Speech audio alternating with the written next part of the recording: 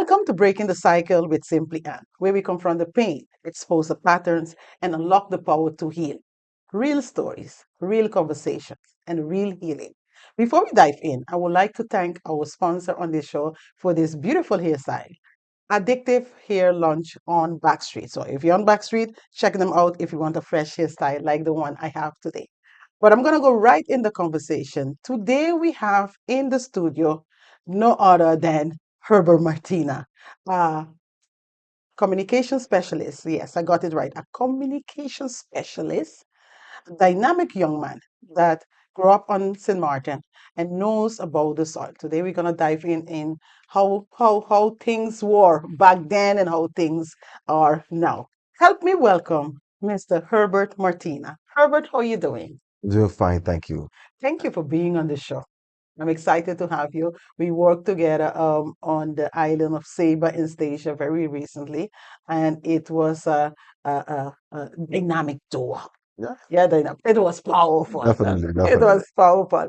Tonight we want to talk about this next generation that we're seeing right now, and we want to talk about the realities of growing up on the soil of St. Martin Hmm. because of a lot of change. We're not going to dive in how old are you. That's not important, but we're going to dive in on St. Martin. This is our beautiful island. This is where we all are. And there's so many weird things happening on the island. But let's start with growing up on St. Martin. How was that like on St. Martin? You know, first of all, thank you for having me on the program. You most welcome. Um, how it was growing up on St. Martin. I can only talk about the times that I remember.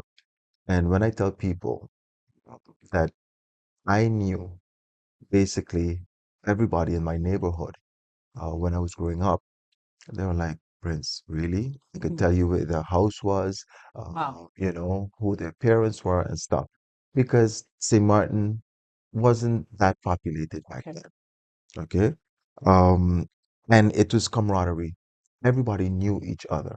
You know, when I went to Holland and came back, I saw that different things taking place. I saw, first of all, people that I don't know and don't know me, understandably so, because it was 10 years. However, I would talk to my little cousins, and they wouldn't even know, who live up the street, Wow. for instance. So that dynamic shocked me. The next dynamic that shocked me when I came back was the fact that we had people by the supermarkets and asking for money. That wasn't a thing back then, you know.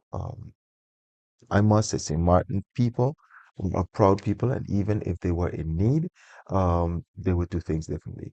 Yeah. So that's what I saw. But growing up was really nice on St. Martin, and I wouldn't have wanted to be anywhere else And other St. than here. Martin. Yeah, Yeah. So there was a saying, community, how it goes again, a community raise a child. yeah. Yeah, something like that. The village rages, The rages. village, Yeah, yes, yeah, yeah. But we don't have that right now. It's a huge difference between the 90s and now that we are in the 20th century. What could have happened? Because it's the same people, it's the same yeah, beautiful island, it's the same community. I know we have foreigners that came in and make St. Martin their home, but it is still us. And when I say us, I am born here, was raised here. Um, I was raised in Curacao, that's why I have that accent. But my family, I came from the, I like the Butcher clan, mhm, like they say it. So my soil is from St. Martin. So my heart really lies here. But there's a big difference between then and now. What yeah, happened to our island? What happened to the people? Because nothing happened to the island. yeah. And it's a phenomenon that has been going through to different islands, So I wouldn't want to label it as just St. Martin because when I speak to people that have gone to school with, people who I'm good friends with, Yeah, say, hey, where I am from, it has changed. And because times change, yeah. okay? With whether it's the introduction of technology, I believe what happened to St. Martin is the fact that the people start focusing a lot on economic Yeah. growth and progressing. And I'm not saying progress is not good, but progress without really structure, Mm, it can be a dangerous thing. yeah, Okay. So I think people went for the progress, went for economical stability, and by doing so, we've lost our ways and our traditions and our values. So I think that is what it was. And then now coming into technology, which yeah, is a different phase, it will change. yeah, yeah, And trust me, it's going to change again. yeah. However, it depends on us to see how we are going to adapt. But one thing remains constant, and it is the family structure. And once the family structure is there, you know, I think that you can test the you can test times with that, Different season. you know, exactly. Yeah, yeah, yeah. So you were a young boy on the basketball field if they had that back then. I'm not so sure they did, right? Yeah, yeah, yeah, Yeah, yeah. they had basketball field. What's the difference or what can you say about today's youth handling strugglers, handling um, hardship, being resilient compared to you back then in the 80s, 90s?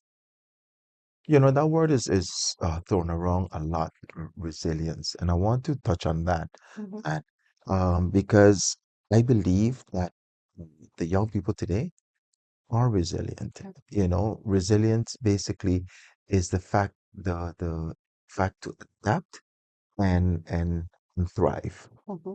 Um, so we often discredit the younger generation. However, what was our survival mechanism back Wow, then?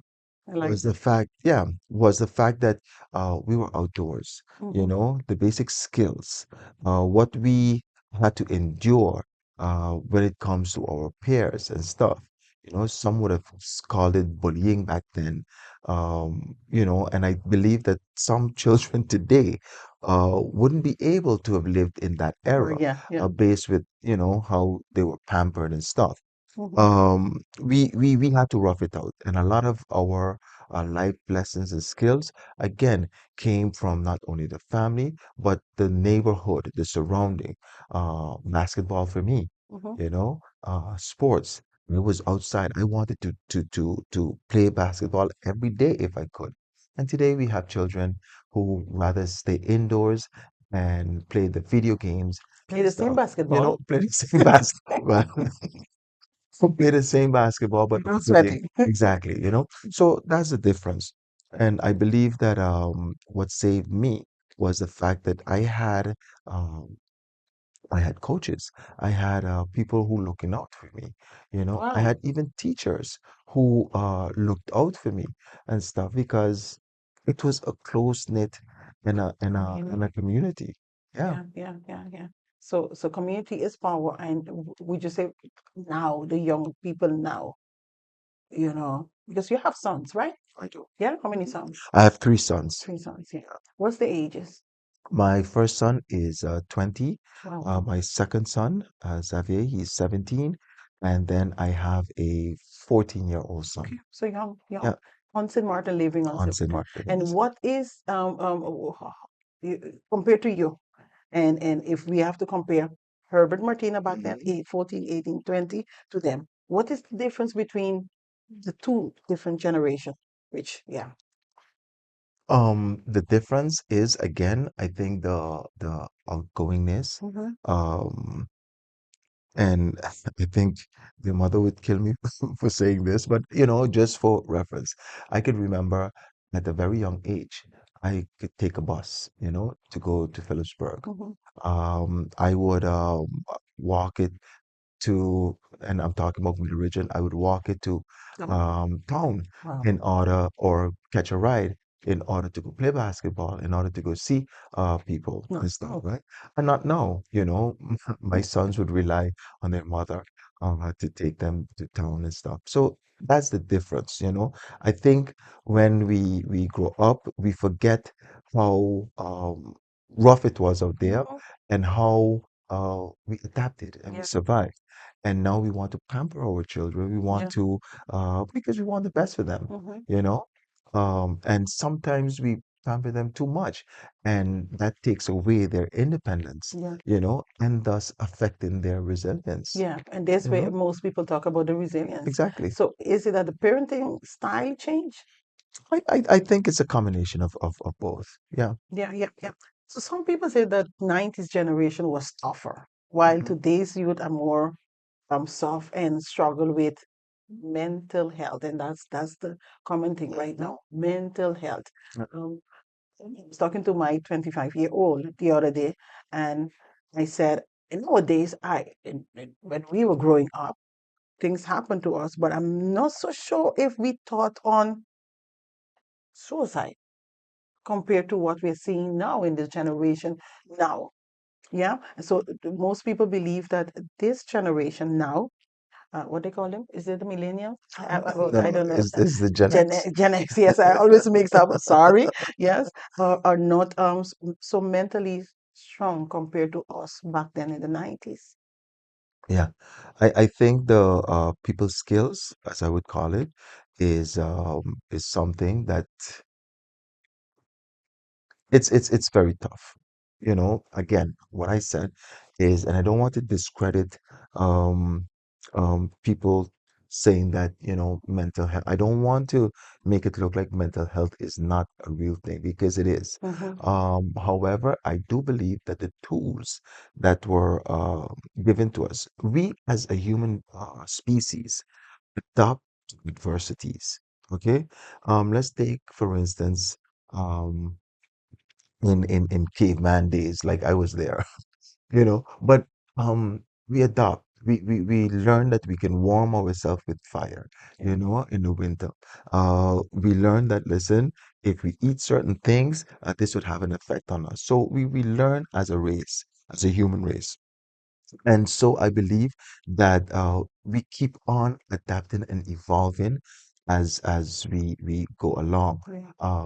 We were thrown, basically, we grew up. When we fell and we got a cut, we would take, basically, wash it off with water and stuff like that, Yeah. Yeah. and then move on, play basketball, Yeah. be Yeah. outside. And now, you're in the football, and stuff. So I Yes. believe that um, being a little soft on the children nowadays has taken away from their ability to adapt and I believe cope so. with different stuff. Yeah, I believe so. What I do like about this generation, though, right? And what I can commend them for is that when things are not going right, they stand up for They themselves, speak up. and they speak up. And that's part of their way to adapt. Because I could remember, and I want to touch on a very sensitive topic. I could remember growing up, and that uh, peer, a friend of yours or whatever, right? Uh, had a very bad situation at home, Hmm. whether it's abuse at home, and they would keep it to themselves. Yeah. Nowadays that is being echoed all over the place, so they recognize that and like, hey, no, that's not gonna happen to me. Hmm. So a lot of times, this generation, they're not taking the stuff that we took back then. Yeah. They're speaking up. Yeah. Yeah. So, just a little comparison between them both. Um, I think what really was a wake-up call for this generation was just like my wake-up call was Hurricane Lewis in 1995. You were here on the when I it was happened? here Wow. on the island when it happened, Wow. at a very tender age, and we had to survive. And I feel even more so for the millennials and the Gen X when Hurricane Irma passed Yeah. just in 2017. Could you imagine no internet? Ooh, and stuff. So, having to deal with we don't know the uncertainty, having to deal with power outages Yeah. Yeah. and inconsistencies in our utility companies and stuff. And add on that. where everybody's comfortable with internet, there were disruption in internet as well. Mm, You know, the same uncertainty of, hey, what is going to happen with our island? Will we be able to have uh, imports coming in so that, we can eat yes. and all of those same fears were there. And then after Hurricane Irma, we went through a COVID. COVID situation, you know, and sometimes I think that people forget that it was pandemonium. It was an era in our life Yeah. that, I would liken it to even three Hurricane Lewis's, Yeah. Yeah. So many people lost their life. Yeah, Mm-hmm, yeah. mm-hmm. Yeah. And apart from losing their lives, we are a social being, and we were basically cut off, and all we could have relied on is the same internet. Mm-hmm, mm-hmm. To communicate. Yeah, to communicate. Yeah, yeah, yeah. And I firmly believe also the COVID brought extra fear in and mental stability on each and every one of Yeah, us. yeah. And Yeah. talking about mental stability, again, let me refer, after Hurricane Irma, right?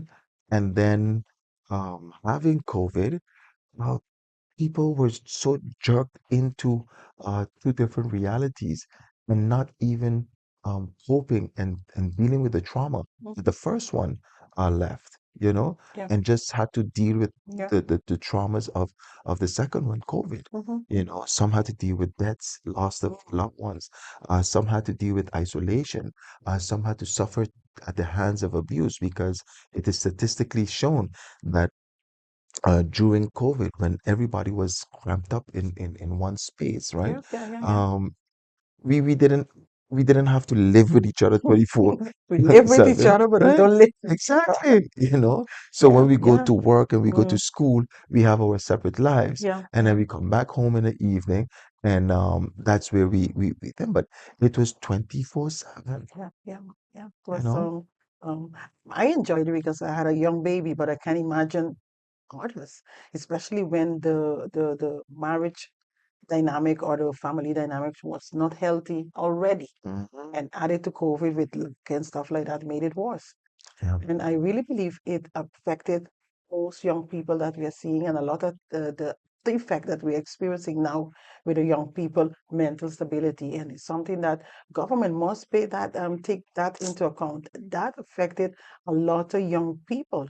The fear, because I talk to young people a lot, and um, certain things that cause fear and panic yeah, is things that for us is irrelevant, but in their mind, it's very big and it's screaming. yeah, It's really making a lot of noise.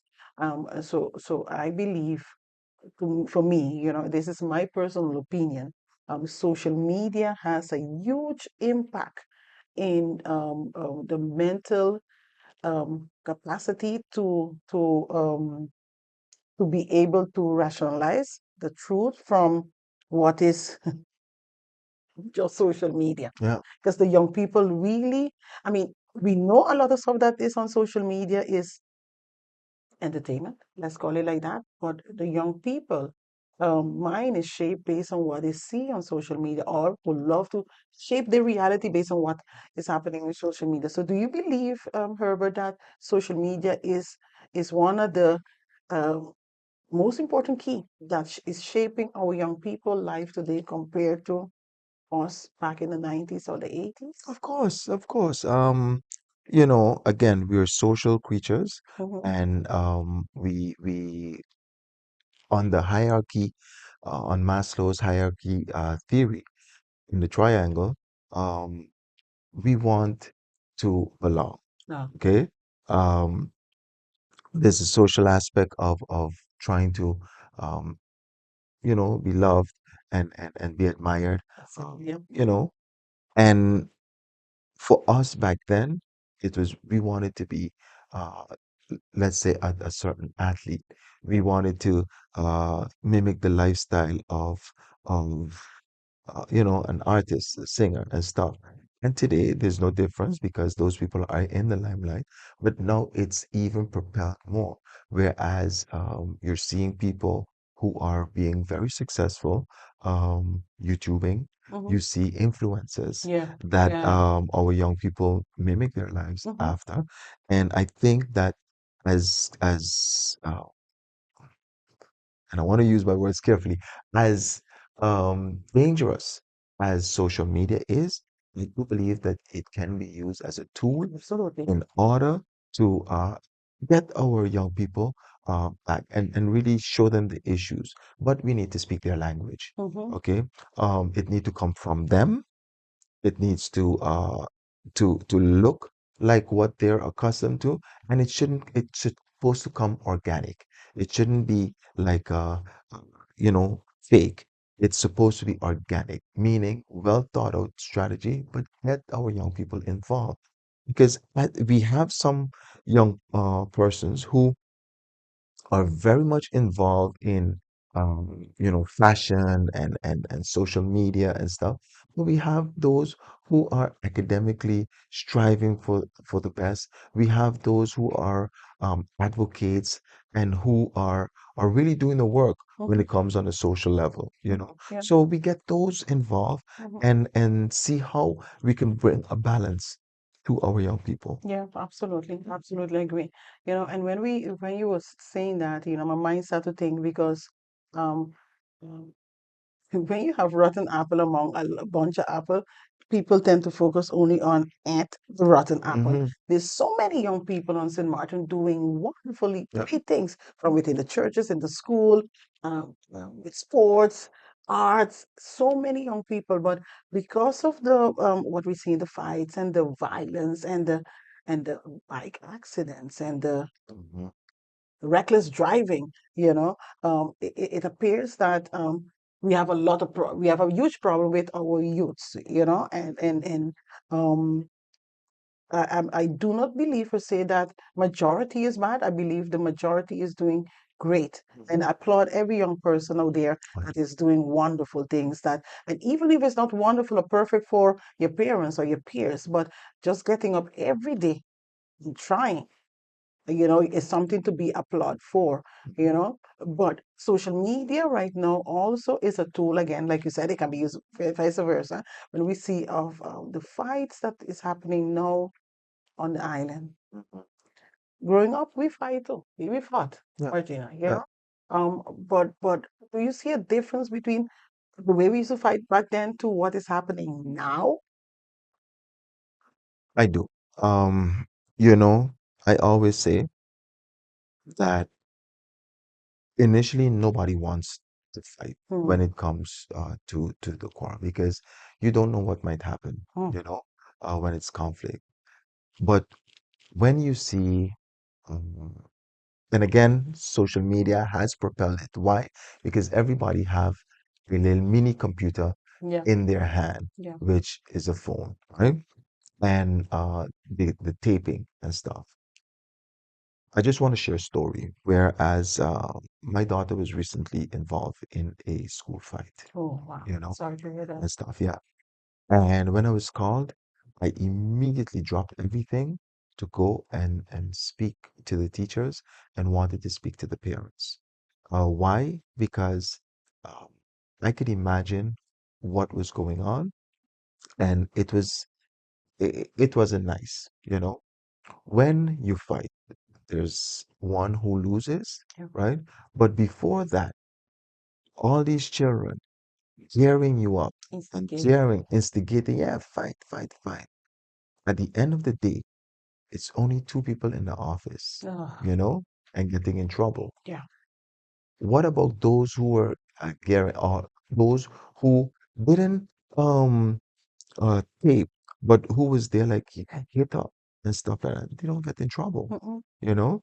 Or if they do get in trouble, it's minuscule, Yeah. but you get a stain on your record and everything. And the one who loses, what about them and the embarrassment that they go through? Mhm. All of those stages, you have to put that into consideration. So, um, those stages were there also. in the 90s growing up, right? Yeah. But now you see, it is a pleasure. It is for pure entertainment. Yeah. Yeah. It's not about now Yeah. who did something wrong. You know, the simplest of thing. Oh, I didn't like how she looked at me Yeah. and stuff like that. And then it hurts me because I'm like, whoa, is that a reason to cause fight? And the effects that it does. The police Mm. comes on the scene, so that's taxpayers' money. Okay. Mm. The congestion that causes by traffic. Traffic. Yeah. Okay. Somebody can get hurt. Mhm. All of those things you have to, they don't see it, but those are the things that the school system have to go through. But at the same time, I must commend the school for their stance. And at first, I was like, yeah, but if the other person instigated it, why should this person get suspended? But it's a no fight Yeah. policy, No you flight know? policy. So you have to enforce that rule. And which I started off by saying I want to commend school systems for, as I say, nipping it at the bud, Yeah. and getting the parents involved, getting the school coordinators involved, and trashing it out. And at the end of the day, you don't have to speak to each other, right? However, you have to respect one another. Yeah. Another. Yeah. And we often underestimate the things that the teachers and the coordinators go Go through. through. You know, imagine, Mm. especially in the St. Peter's area, Mm. all the clusters of school right Yeah. in one That's area. right. So a lot of emotions, a lot of uh, yeah, a lot of emotion goes on into these school fights. And we're just hoping that we need to come as a community and get this done. Yeah. And woe be on to any grown up who passes by and lets children fight like that. Yeah. It disgusts me Yeah. sometimes when I see that. So those are the things that it's a difference from back then, The community not looking out for one another. But when we used to fight, there was always children separating the fight. But nowadays, you don't see that at all. Not, they're so busy. And I believe, we have to, as a community, as parents, as educators, we have to start to teach individually in each home the importance of being brother's keeper. Yeah. Because a real friend will not allow their best friend be beaten up and multitude recording while my best friend, Yeah. so where is it that you come in and protect your friends? So as young people, we need to teach them one, their identity, to understand that, it's not people can watch, people can say, it doesn't affect who I am, and secondly, be your brother's keeper. Yeah.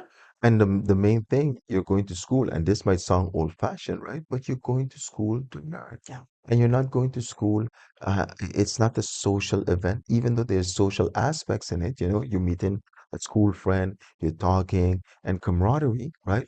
But your main objective is to be a student, and a student not only with books, right? But a student of life. Yeah. Yeah. That is what school is Yeah. preparing you Yeah. for. Yeah. Yeah.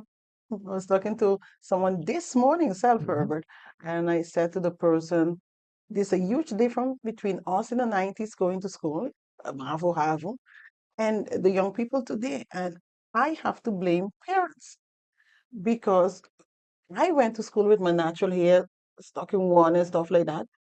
Uh, I live in St. Peter's, so I take my children out of St. Peter's to school. And when I look at the young girls, I have a little makeup right now, but I mean the eyelashes and the nails and the wigs and the long hair and so much to keep up. And that again, can put a lot of pressure on those that cannot maintain a lifestyle or the parents cannot Mhm. um, afford that lifestyle. And, I have the Scars to Stars Youth Club.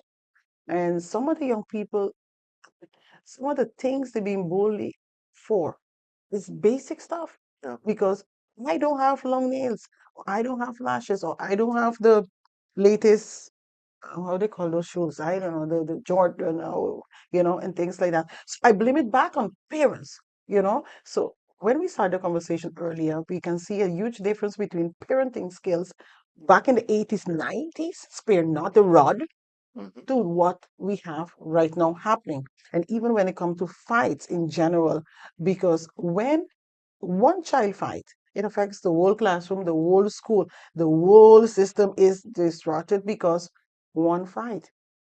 So my question always is, where is parents? What are we doing as the community, as a society, as parents in our home by teaching our children not to engage, or if there is something, report it, protect, guard. So it lies back to the parenting skills. Do you agree with me?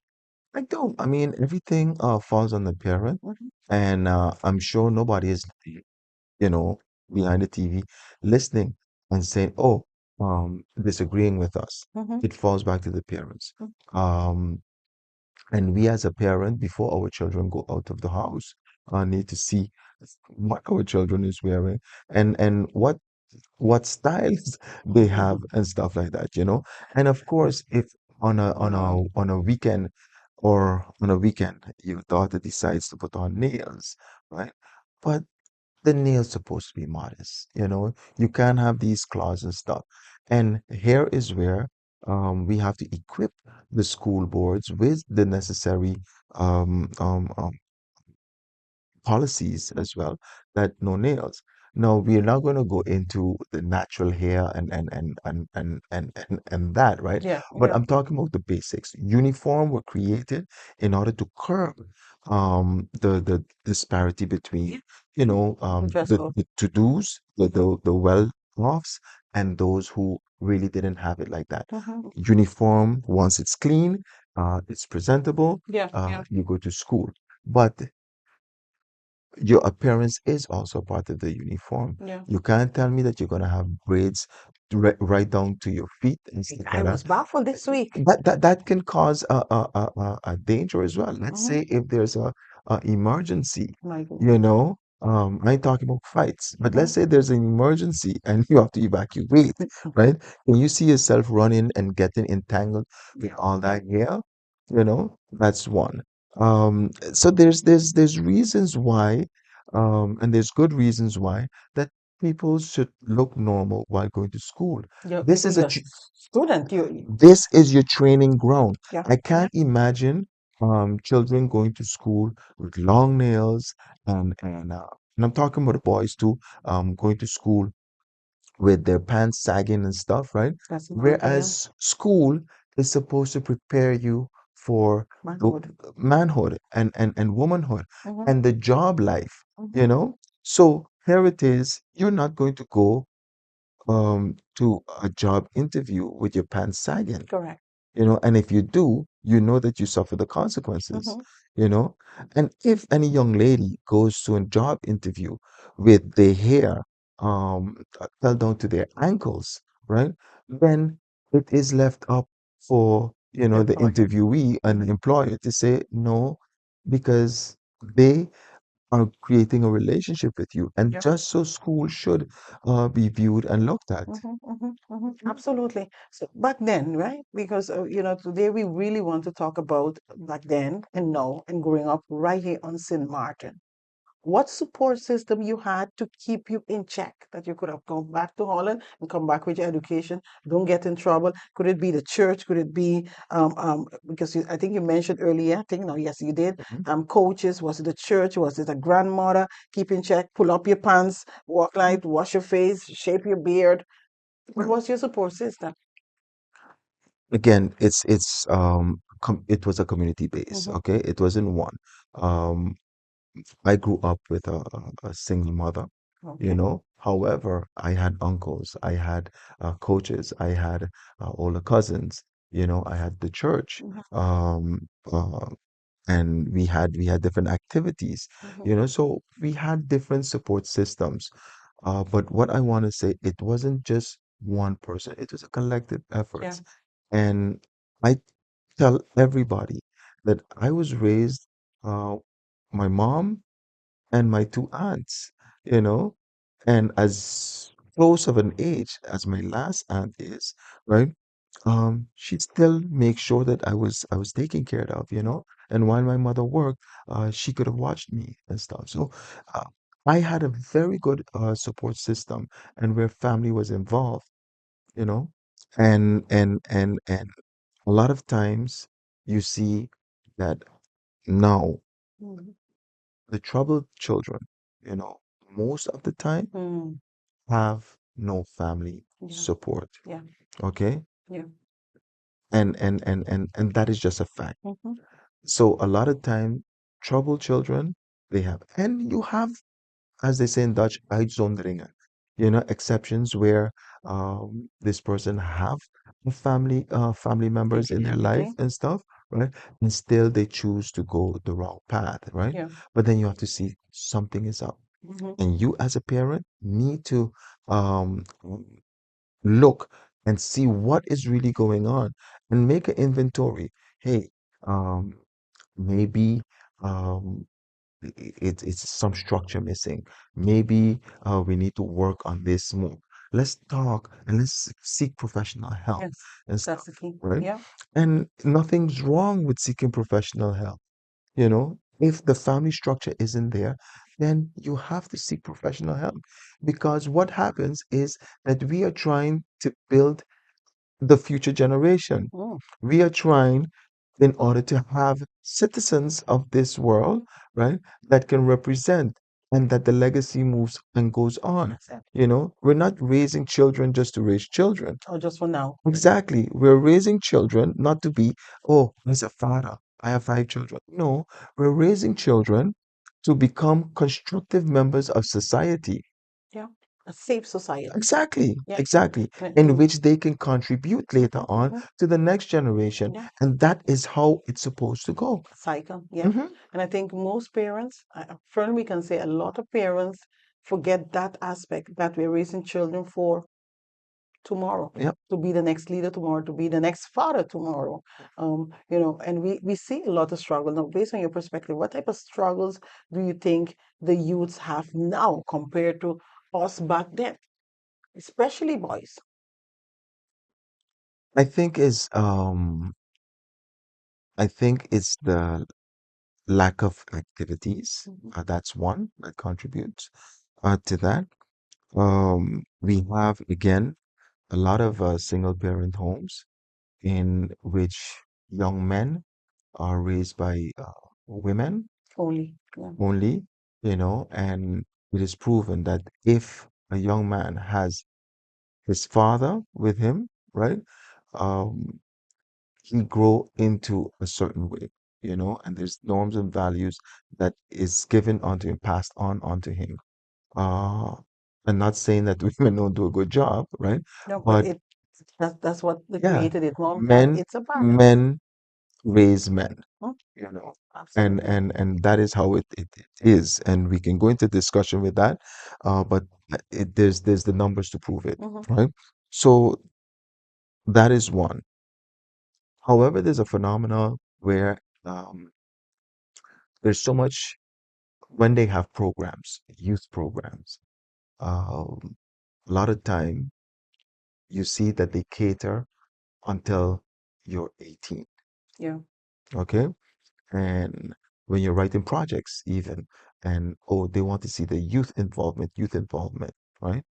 But do you know when is a very, very dangerous time? Mm. In that 18, 19, 20, 21, Yeah. 22 Yeah. years, Yeah. where Yeah. there's no activity Yeah. for the young man. Hmm. So then he is left like, hey, like society just dropped me, you know?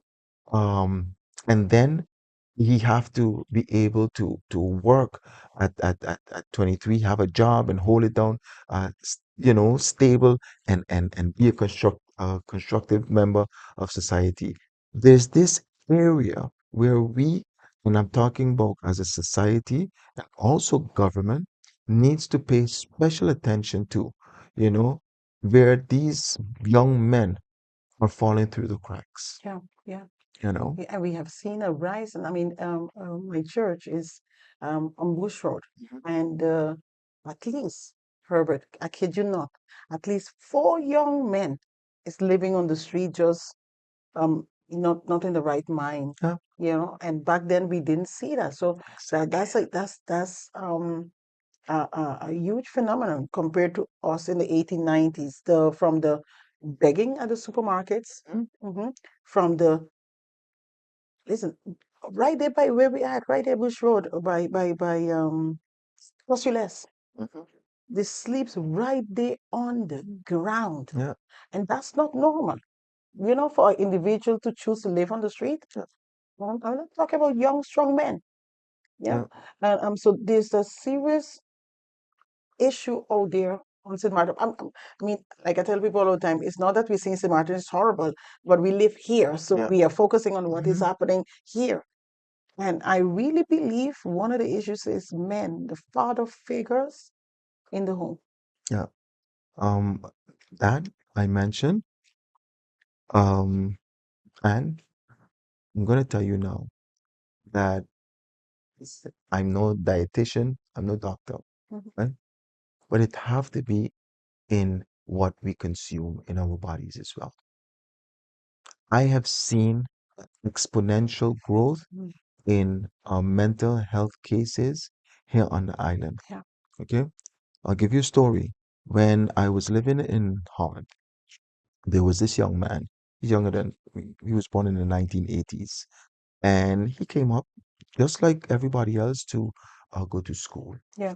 And he found himself, being a vagrant. So, breaking from the trash, uh, wanting to sleep outside, and he had family.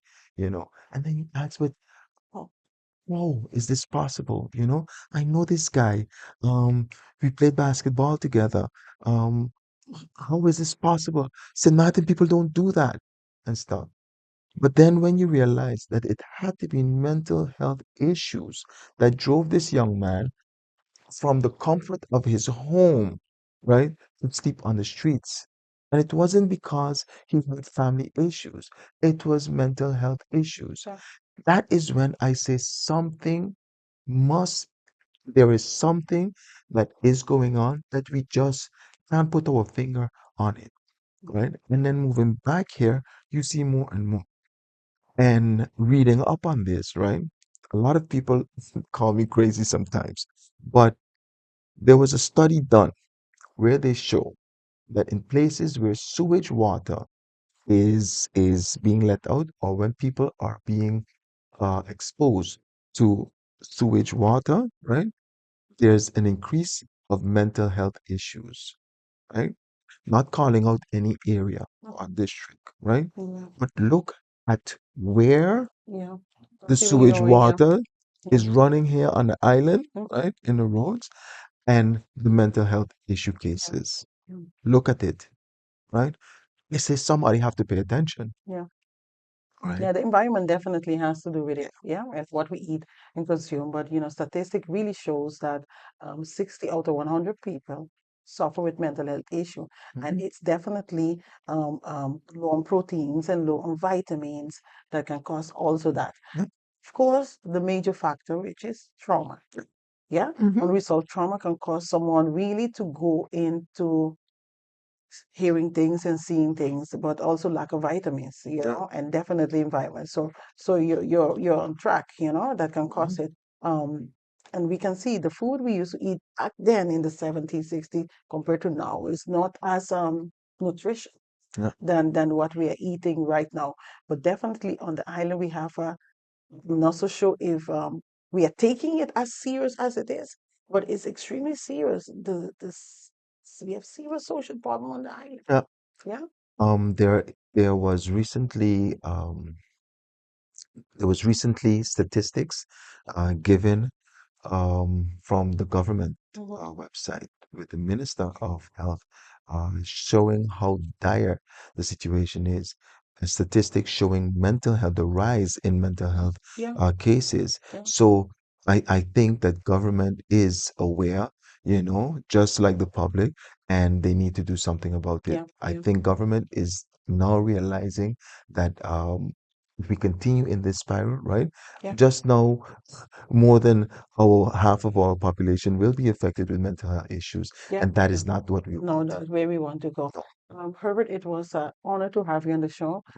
For time, we cannot continue, but I definitely have to bring you back on the show so we can continue dive in, especially talking about what we're seeing on the island, because the show is about breaking the cycle, Yeah. talking about things that we don't talk about, but is screaming in our face.